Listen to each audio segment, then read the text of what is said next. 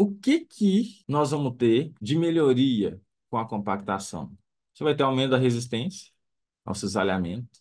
Por quê? Porque agora o material está mais rearranjado. Você vai ter redução na compressibilidade. Por conta de quê? Se eu tenho uma camada com um volume menor, sendo que esse volume é menor porque já se expulsou água, o que que eu ganho com isso? Maior arranjo, maior imbricamento, né? Pô, mas você está falando aí de adensamento ou você está falando de compactação? Quando a gente fala aqui, ó, de compressibilidade, tá pegando o gancho aí com o que o Marco Aurélio falou, mas eu compacto uma camada fina, tem rolo específico para camada fina, não tem? Tem, nós vamos ver. O que eu faço é que essa redução da camada,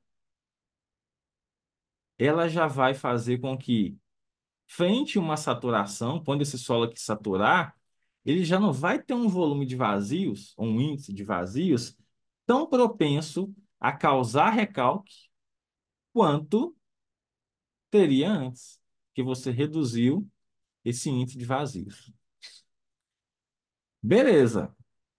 Qual que é a relação, já adiantando lá o módulo, a parte 2 de mecânica dos solos, qual que é a relação dessa compactação com o aumento da resistência ao cisalhamento? Uma coisa que a todo tempo vocês vão ver é comparações, seja na mecânica dos solos clássica, não saturados, estados críticos, vocês vão ver o seguinte, que a gente tem basicamente dois tipos aí de materiais em relação a índice de vazios relacionados com resistência. Você vai ter aquele material que já está muito denso, está muito compacto, que quando esse material rompe, deixa eu colocar aqui, índice de deformação versus compressão. Quando esse material rompe, ele vai ter um pico de resistência. Isso aqui a gente chama de resistência de pico. Depois que esse material rompeu, ele não perde completamente a sua resistência, porque ainda tem grão ali rearranjado, por mais que já tenha atingido um pico, né? Uma determinada superfície ali que rompeu, ele vai continuar apresentando uma resistência residual. Nós estamos falando aqui de quê? Quando que o material rompe em um plano bem definido, assim, com um pico bem definido para pequenas deformações? Quando esse material já está mais denso. Quando você está com um material, uma areia, que ela está em um índice de vazios maior, ela é mais fofa, o que acontece é que não existe muito bem definido esse pico. Por quê? Porque você está tendo ali dentro um rearranjo dos grãos antes da ruptura. Só que essa ruptura, em algum determinado plano do solo, ela vai acontecer antes que se atinja aquele máximo imbricamento, como é o caso aqui, ó, de um solo mais denso. Então, existe um plano que pode não ser o plano de máxima resistência, mas naquele determinado plano, Jesus gritou a senha: você vai romper hoje.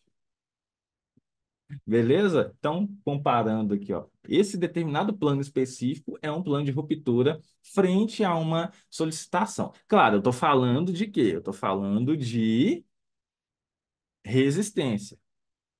Só que quem que vai definir se o seu solo, se a sua camada lá no campo vai estar sobre essa condição aqui, ó, de receber ou de ter uma resistência menor, ou essa condição onde você já tem um ganho de resistência? É o poder da compactação. Por quê? Porque isso está sob nosso controle. Compactar ou tirar uma barragem está sob nosso controle, tá? Ok. Em relação à compressibilidade, é essa questão. Eu tenho uma redução no volume de vazios, o que vai me levar a uma menor possibilidade de variação ou de excesso de acréscimo de poropressão ali mais brusca. Por quê? Porque agora esse solo acaba ganhando resistência porque ele teve o volume de vazios reduzido, né? A espessura da camada reduzida. Em relação à permeabilidade, não preciso nem falar, né? Por mais que a gente vai ver daqui a pouco, mas o que que é a permeabilidade? Eu tenho meu solo com grãos, e aí essa água vai permear. Quando a gente compacta esse solo, a gente está aproximando ali os grãos, reduzindo o quê?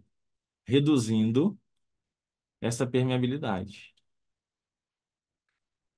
Mais o quê? Então, compactação aumenta a resistência ao cisalhamento, reduz compressibilidade, possibilidade de recalque, reduz permeabilidade e você ainda tem um aumento da resistência à erosão. Por quê? Porque a erosão, se o solo está mais solto, ela vai ter um impacto maior, ela vai conseguir, a partir da água, né, a partir ali de vento, levar esse material de forma mais fácil. Quando ele está mais imbricado pela compactação, isso aqui fica mais difícil.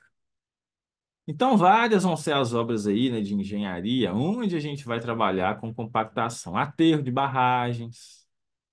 E aqui a gente começa a entrar no universo da mineração e falar de barragens que foram alteadas com todo um controle de compactação, barragens onde não se usa esse controle de compactação, né, pelo processo ali da disposição. Nós vamos ter os aterros de rodovia, ferrovia, camada de pavimento rodoviário, solos de apoio de fundação direta. Então, nem que seja com um sapo mecânico, né? Ali na base daquela sapata, é de praxe poder se compactar. Reaterro para vala, valas escavadas aí onde é difícil o acesso de um equipamento, um rolo liso, um pé de carneiro. Então, você vai ali no processo manual com o sapão. Retaludamento de encostas naturais, bermas de equilíbrio. O que é uma berma de equilíbrio? Estou aqui com uma rodovia.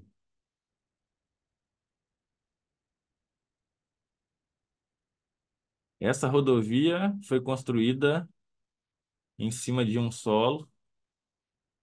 Parte dessa fundação aqui, ó, é um solo mole.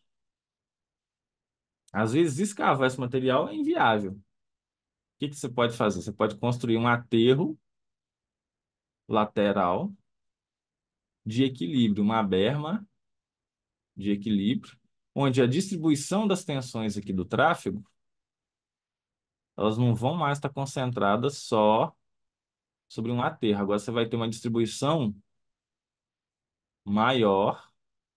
Por quê? Porque aqui também você tem área de contato para distribuir tensão. Então, quando você aumenta essa área de espraiamento, a tensão que chega ali ela vai ser menor em profundidade. E isso aqui vale para talude também, né? Pô, acabei de pegar lá um talude, esse talude, faço um estudo de estabilidade e eu vejo que a superfície crítica está aqui, ó, perto do pé do talude. O que que você pode fazer? Pode construir uma berma aqui. Aí você está fazendo mais o quê? Peso sobre a base do talude. Roda de novo a estabilidade, você vai ver que o fator de segurança vai subir. Você é engenheiro ou geólogo e quer ganhar mais na sua empresa ou quer ampliar a sua carteira de serviços com a geotecnia? Então presta atenção nisso aqui. De quais engenheiros eu estou me referindo? Engenheiros civis, de minas, ambientais, urbanos, engenheiros geólogos e agrimensores. Independente das oscilações de mercado, construção civil esfria, mineração freia os investimentos ou resolve investir em aumento de produção, não importa. O que não dá para negar é que cada vez mais as empresas têm contratado esses profissionais para atuarem diretamente, sabe com quê? serviços em estabilidade de taludes. E eu estou falando aqui de laudos de estabilidade, projetos de contenção, consultorias, análise de estabilidade, projetos de barragens, perícias nesse ramo. E para concorrer a uma vaga nessas empresas que mais contratam, é quase que unânime a exigência de se ter uma pós-graduação. E eu, junto com a minha empresa PKS Educação Geotécnica, vamos abrir as vagas para a próxima turma da pós em geotecnia com ênfase em estabilidade de taludes. Na data que está aparecendo aqui na tela, eu vou fazer uma aula de lançamento dessa próxima turma da pós, com todas as informações que você precisa saber para se tornar um especialista em geotecnia com ênfase em estabilidade de taludes, entrando para essa próxima turma do curso. Para participar, é só entrar aqui nesse link que está aparecendo na descrição desse vídeo e fazer o seu cadastro. Estou te esperando.